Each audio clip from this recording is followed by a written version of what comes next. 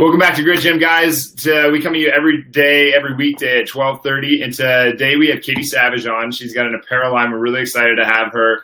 Katie's a lot like you guys, where she, maybe I'll let her tell her story, but she has the apparel line. You guys saw Emily the other day. They have the apparel line together, so it's a pretty cool deal. Really into exercise. Obviously, she's done very well with her health by the looks of her, but I'll let her kind of go into that. Katie, can you tell them a little bit about you and how you got started in strength and conditioning? Yeah, absolutely. First of all, thank you for having me. I'm super excited to be here. I have always kind of had just an active lifestyle. Growing up with three brothers, I was the only girl, and we were just always going and being active. However, about 6 years ago, I went through a divorce, and I really started implementing exercise into more of like my mental health and to help me get through those difficult days in the beginning. And so I really just started that. That's kind of what propelled me into this entire new world of, health and fitness, which utilizes every single aspect of your life that I wasn't even totally aware of before, how much everything really is so interconnected. So that's kind of how it began. That's awesome. What were the big obstacles that you saw at the beginning? But like before you actually, have you exercised your whole life, or did you just start into strength and conditioning, or were you a jogger or an athlete back in the day? Like what original obstacle did you have going into this? So I began actually more of a jogger. So I ran a ton. I was running and doing little races here and there and doing that. And then I started to strength train. I started, lifting up the weights and really enjoying, how my body responded to that, how my body responded only physically, but also mentally. Just Cool. Pushing through and seeing how I could lift the stronger weights and building up to that. And so I just really started more in that, in the gym, just literally picking up weights and, having my boyfriend help me, lift and show me things and, different exercises and really started implementing in that. And I really, fell in love with that aspect of exercise that I hadn't really gotten into before. And so that was interesting for me to kind of, mend the two and see, kind of find my happy balance between those two, which was great. It definitely took time to figure out what worked for me, whether that was every single day going to the gym and lifting weights, or whether it was, still running and implementing that aspect, because I liked I liked what that did for, again, like my mental clarity, the runs. It was like a moving meditation for me. So I enjoyed that aspect of it. And then just actually more recently, the last 2 years, I've started really lifting, the heavy weights in the gym and getting the barbell over my shoulder and, lifting and doing really heavy lifts that I did need somebody, a coach there to help me and to train me and to do that. And actually just the last 6 months, I joined a gym, actual not powerlifting, but just, heavy lifting, these heavy weights that I had never done before. And that has been really, really cool to see the difference. Just to utilize that different, again, exercise modality that I had never done before. So. Yeah, there's a lot of stuff out there. I mean, you can, like, the further you dig, the more everything kind of becomes the same thing, just a different variation of the same thing. But at the same time, there's so much, it's a vast world once you keep digging and digging. But do you have a favorite lift so far? I really, really like deadlifts. Yeah. They're fun. I like the glute and leg activation. And so I love those. And even squats though too. Like you like squats for real? I really, really do. I've always, I don't know, I guess I've always felt stronger there. And then, you know, I'm one of the few females at this gym. And so, you know, it's kind of nice and just, you know, the friends that we are working out with, and my coach is like, holy shit, you just lifted that. And, you know, gives you a little motivation, a little boost to keep going. So, yeah. Yeah. What have you lifted so far? Sorry. What numbers have you put out? Like, what have you deadlifted so far? So my deadlift, my personal record for that, my PR is I got 205. So that was big for me for my deadlift. And then for my squats, I got to 195. So. Oh, nice. 195 for a squat? Mm-hmm. Yeah. That's really good. Yeah, that's really good. Those are impressive numbers. I think like deadlift, I think, is definitely like a very female friendly exercise in my experience. Like at a gym, like women really tend to gravitate towards that one. I don't totally know why, but it is like super empowering, right? It's like there's all this weight sitting on the ground that you've always been told that you're not supposed to do, or you get big, bulky, and gross, and which is ridiculous if you think about. But and then you go and you lift it, and you're like, there's a lot of guys that would be scared of this weight. And I just did that. Or that's the kind of the expression I get from the females that lift these weights well above 200. It's pretty cool. No, absolutely. It's exactly what I mean. I think you just nailed it, because it is. It's somewhat intimidating on the floor, and you know. And I am watching, you know, all the guys lift a ridiculous amount of weight, but for me, you know, just even seeing this weight and taking over each plate and putting it on the bar and thinking, oh my hell, now I have to lift this all together, and then actually doing it, it's like, hell yeah, I got this. So it really is. It's it's a badass thing to experience, just from like, I'm not lifting the weight, I'm coaching others in how to lift the weight, but just to see the look on their face and they almost get giddy about it. It's pretty cool. Or the same thing happens when a female does her first chin up. It's just like this overwhelming kind of emotion of just like, oh my God, I can't believe I just did that. Or they squat a certain amount of weight. Squats I don't find near as fun, but the deadlift and the chin up I find are two areas where people really light up, especially females. Oh, I think you're absolutely right. It does. It lights you up, and it gives you, especially, I typically work out in the morning. I like to start my day with that, and, you know, get the endorphins rolling and everything. And I definitely find the days that I hit a new PR, I'm just like on fire all day. I'm like, hey, what else can I do? What else can I tackle? And it's interesting that you mentioned chin-ups, because that's actually is one of my struggles. I've come a long way from even 3 months ago, but I'm still nowhere where I want to be. So, but that's been cool to like have, you know, something to really work on and to continue to grow, and to know that it's going to be a process. It's not going to be, all right, I went, you know, if I do this every single day, in a month I can do 100, or, you know, some ridiculous ideology like that. So. Yeah, you just got to keep pounding away, right? I mean, you're not going to hit.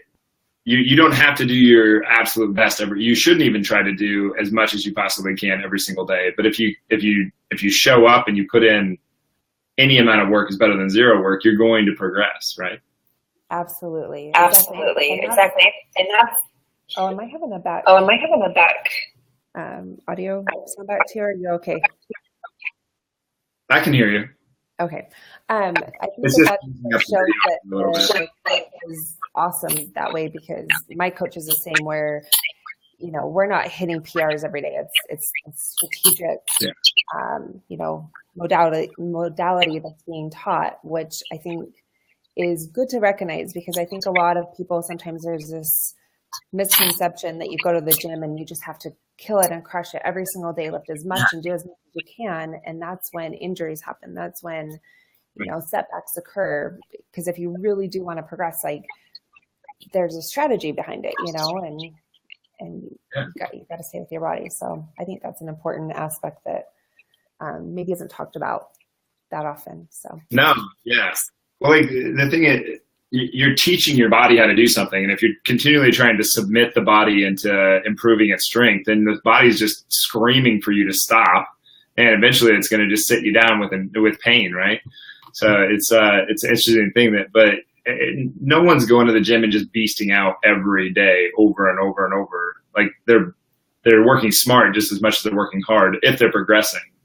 Like there's a lot of people out there that are just getting hurt over and over and over and accumulating injury after injury. And it's like, well, you didn't make much progress because you were trying to go too hard, right? Exactly. No, that's exactly what what happens. And that's, I think just in the realm of, because I know some women that are intimidated to even go to the gym or are intimidated to even begin. And, they wonder what that looks like and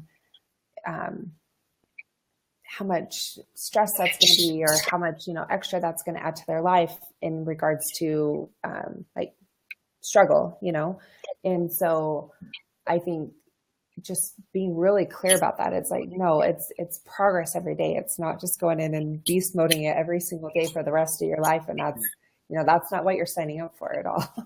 So. Right. Yeah. Like you have to put in effort, but it's got to be focused effort.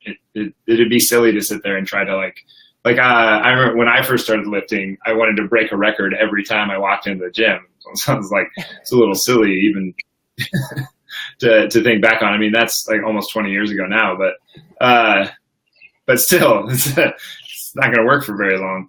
Exactly. Like you might be able to do it for a hot minute, but that's when all the injuries and everything's going to happen. And teenagers can kind of do it for about 2 years, and then that's it. That's the game over. But no, so you started lifting to get that, like it kind of like exercise kind of became your mental clarity. And I liked what you said just a little bit ago about how like people are a little intimidated by going into a strength training environment, not only because of what is sitting on the other side of that, but also that it's going to add an extra stressor to their life. But I liked your perspective on it, where it's like, no, this is going to add to your life. It's going to make you, it sounds like anyway, that it's going to make you able to do more things in your life because you did this thing. Is that what you meant? Absolutely. I definitely have noticed that okay, so any sort of physical training every single day where you're getting your body in motion and flowing has become truly like non-negotiable for me. Because of the power that I have found that that I am able to implement every single day, especially when I begin my day that way. I mean, there's days that, I might have to do it at the end of the day, but I know it's coming. And it's just something that has become part of my routine and ritual, not just for the fact to say, oh, I went and checked off the gym. It's truly what it does for the quality of my life, physically, mentally, in every single area of your life. It really does make a big impact just to truly implement that every single day. So, yeah. Yeah. So you don't take any days off. Every day at a certain time, you're, I dropped my pen. You're going into the gym, right? Is that accurate? No. So actually, so typically I go to the gym, about 5 days a week. And then on the weekend, I'll either, go for a hike or go for a run or go and stretch or go boating or go do something physical. So I'm being active every day, but I'm not in the gym every single day at all. I love that. So you're going to the gym and then outside of the gym, you're having fun. Mm-hmm. Yes. Yep. Absolutely. That sounds like a perfect mix. It works for me. I know that there's a lot of people that, have to go to the gym every day and that's what they need. But for me, I definitely, I really enjoy, I live in Utah and it's so gorgeous here. And, there's a million different recreational activities to go and do outside. I was just this weekend at a lake with my family and we're boating all day, every day. And you wouldn't think that, that's that big of a physical exercise because you're having fun, right? But, at the end of the day, when you're swimming and trying new tricks and surfing and doing all these things, like you're getting a really good physical exercise on top of the fun. Uh-huh. So it just, adds that aspect to your life. So it's really cool to be able to implement that. Well, to me, that's what the 5 days in the gym were for, like to be able to do the thing that you wanted to do on the weekend. You took 5 days in the week to go to the gym to work out so that you could have more fun while you were doing those things, while you were getting pulled behind a boat, trying to do tricks, swimming around. You had more fun because you did the other 5, and you could do more things in your day and in your professional life and in your personal life because you did those 5 days of training. Exactly. I mean, to me, that's why I train. And I think that's what it sounds like for you too. Yeah, no, exactly. That's exactly where, that to me is my ideal way of working out and physical exercise. And, of course there's times and there's days when you're sick or you're out of town or you're on vacation, but then that's almost just as fun to go find a new gym to, go utilize your workouts in, or, bring bands with you to be able to, get some sort of strength training still in, and, or just get creative. I mean, we've been camping in the middle of nowhere and have found rocks to, lift and squat and do lunges and crazy things like that with. So I think that's a really good point, because I mean, really, what are you doing with strength training? You're picking up heavy stuff and you're moving it somewhere else. So like, it doesn't really matter. Like, some people are like, well, I don't want to buy all that fancy strength equipment, or I don't want to have like, on some level, you just got to go out and do stuff, like pick up a rock and move it across your yard, or, whatever it is. So like, a little bit of creativity goes a long, long way, for sure. So that's great. I love it. Yeah. But what other things in your life have been enhanced through strength training, or like what kind of mental breakdowns or mental barriers did you have to break down as you got into this? No, those are 2 kind of separate questions. My bad. No, you're good. I'm happy to answer both. So the aspect of just what that's done for my life in every aspect is it really has enhanced everything from my personal relationships to, I'm a mom, and so I can also go and be active with my son and run his 5K at school with him, or help him lift weights and do that. And that's been really cool to be that example. And, even hearing different comments that he's made and saying, Mom, I'm happy that you're healthy. I'm happy that you can do these things with me and show me this. And that's been really, really neat for me to experience as a mom. He's 10.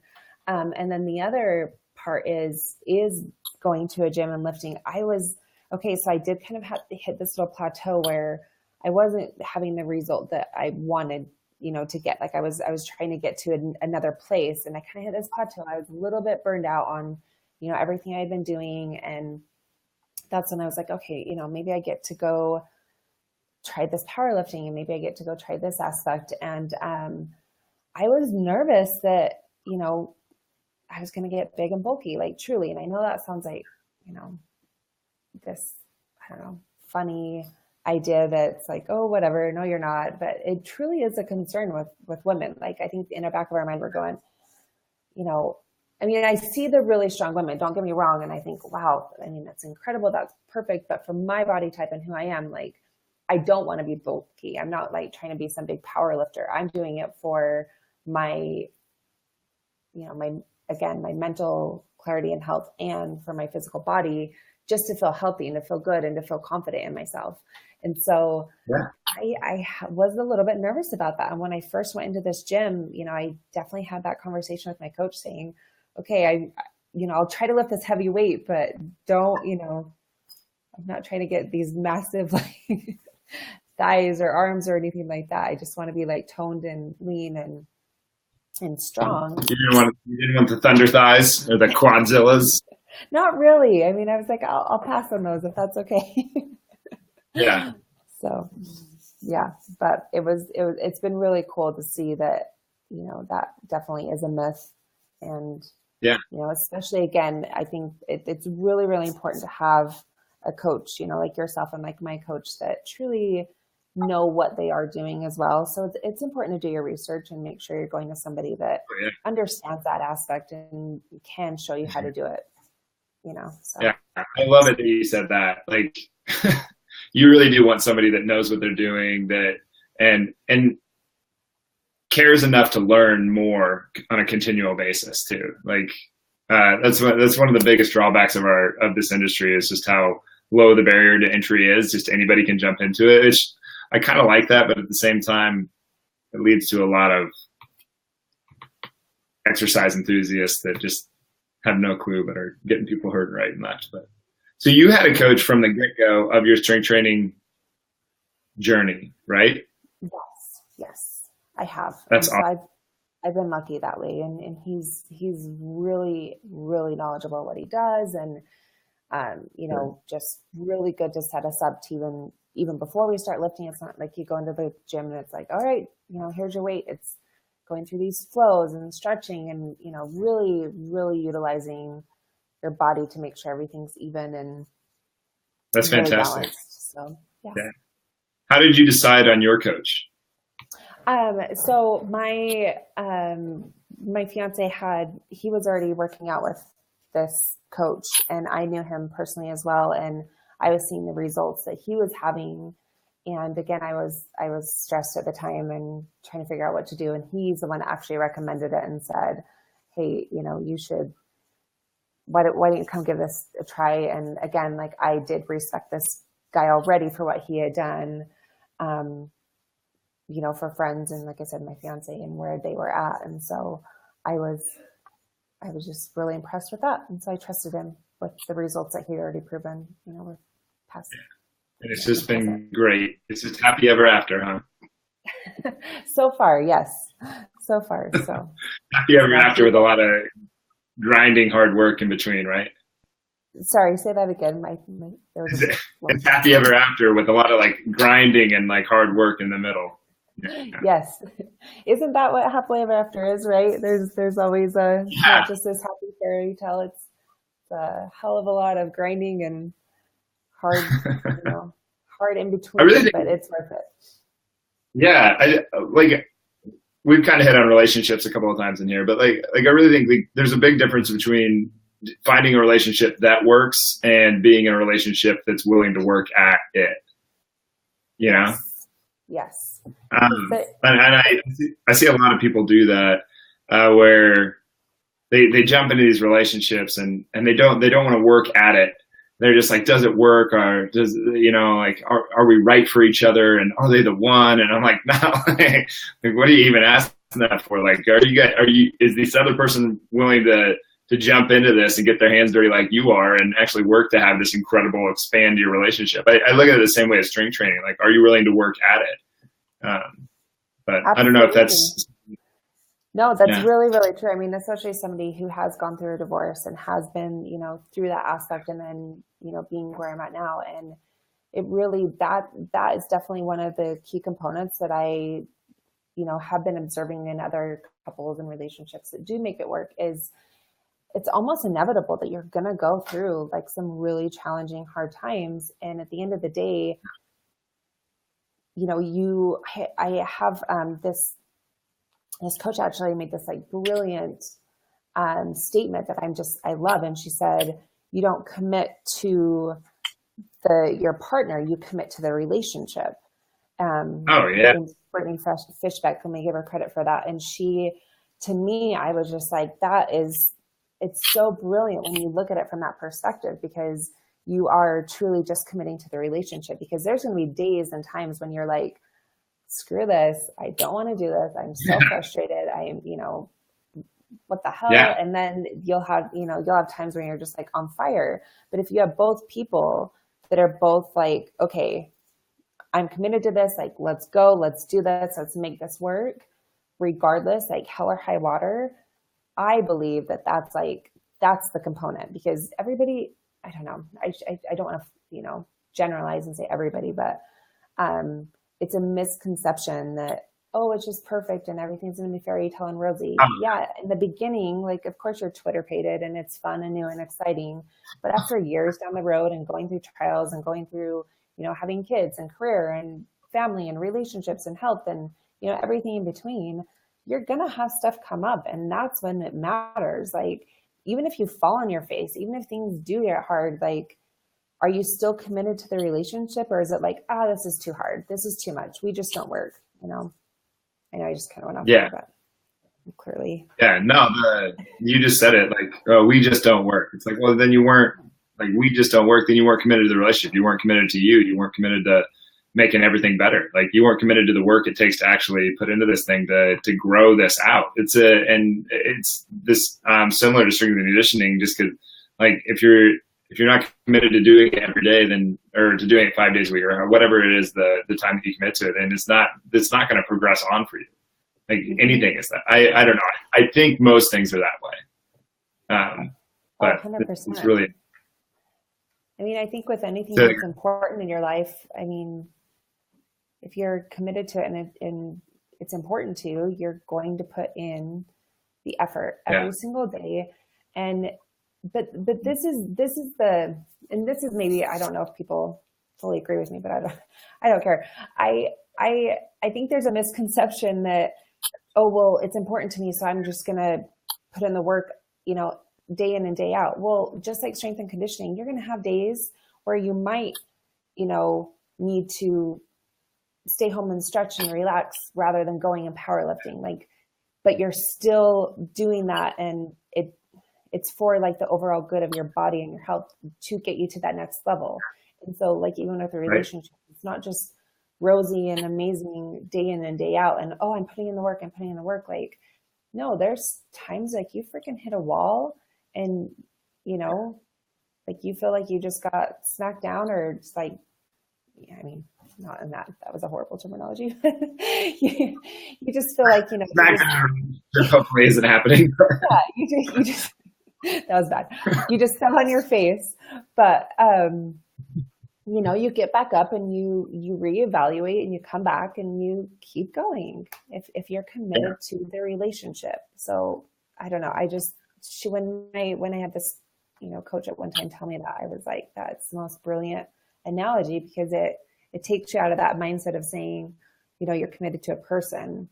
You're right. You know, you got to be committed to the relationship overall. Yeah. So, I think it's brilliant. Yeah. And another thing, like if it's important to you, you're going to do it. You know,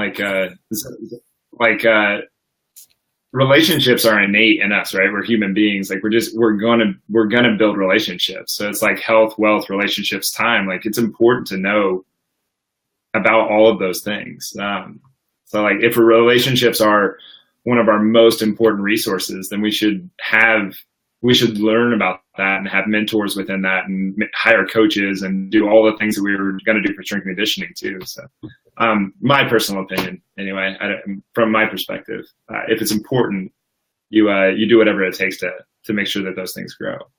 Absolutely. I completely agree. And that's, you know, again, I mean, just like how you just touched on, relationships are a fundamental core of just our human, you know, makeup.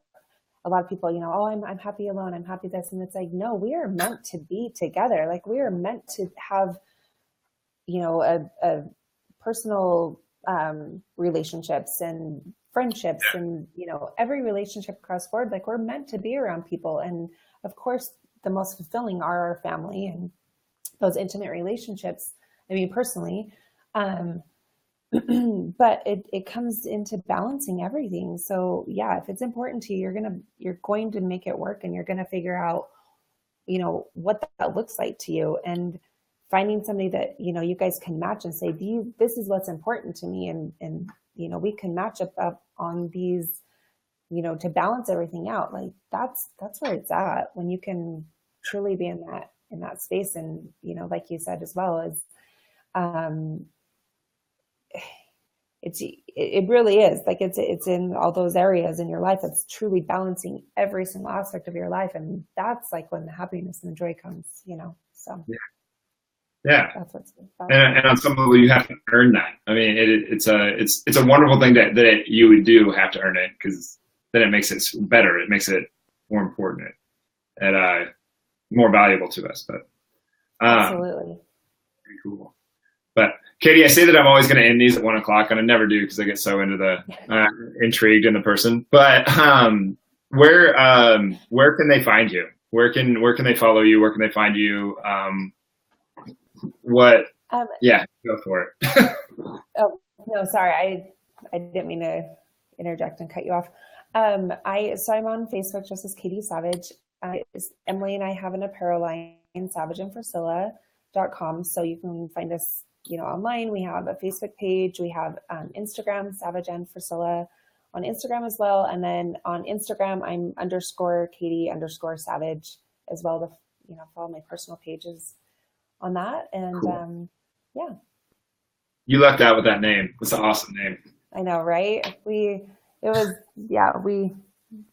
definitely lucked out with with Savage, but then those two just like mended so well together. It was one of those lucky things. Everybody probably knows how to spell it too. It's probably really nice. No one ever spells my name right. It's always like, yeah, that'll do. Yeah, whatever. Yeah, sure. It sounds similar. That's okay. Yeah, I guess it's good enough for then, though. Yeah. No, I really like the name. It's cool. But, well, so so Instagram, Facebook, you're on Twitter? I'm actually not on Twitter. I'm probably like one of the last people that I got into it for a minute, and then I don't know. I just didn't. So. Yeah. No. It's like it feels like you're just spitting in the ocean. It's like, yeah, well, I don't get it. Exactly. Like I just wasn't having, the investment I was putting into it. I wasn't seeing really, as much interaction as I was the other pages. And, it sounds cliche, but, I really do try to utilize my time and where I'm putting everything to get the best, I don't think that sounds cliche. That sounds smart. So I'm like, being a mom and a, entrepreneur, and I have several businesses and, my personal life and everything like that. I'm just like, no, I've got my modalities that work for me right now, and that's where I'm going to stay. So that's great. Well, yeah. Well, thank you for being here. We're going to cut the feed out, but I think you'll be able to see the comments and stuff. I'll share this with you in a second, but thanks for being here. I really appreciate it. This is interesting. We haven't really gotten into much relationship talk on the show yet, and this is an area there's a huge area of study for me. So I find it very interesting that maybe we should come back on again sometime and really knock that one out too. But anyway, absolutely, I would love to do that, and I agree. I think it's it's a subject that we all are clearly involved in, and so it's a really interesting topic, and it's nice to have different perspectives along the line. So, but thank you so much for having me. This was really great. I enjoyed it a lot. So, thank you. Good.